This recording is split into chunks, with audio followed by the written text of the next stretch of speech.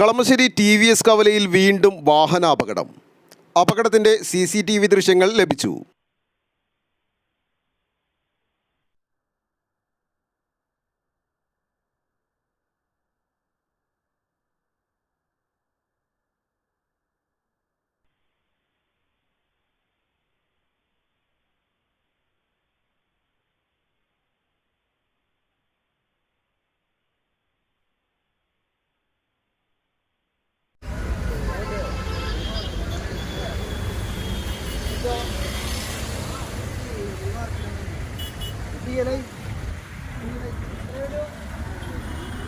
ദേശീയപാതയിൽ കളമശ്ശേരി TVS കവലയിൽ അപകടങ്ങൾ തുടർക്കഥയാകുകയാണ്.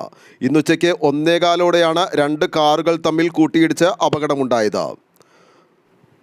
ആലുവ ഭാഗത്തു നിന്നും സൗത്ത് കളമശ്ശേരി ഭാഗത്തേക്ക് പോവുകയായിരുന്ന കാറിൽ എറണാകുളം ഭാഗത്തു നിന്നും ആലുവ ഭാഗത്തേക്ക് പോവുകയായിരുന്ന കാറിടിച്ചാണ് അപകടമുണ്ടായത്.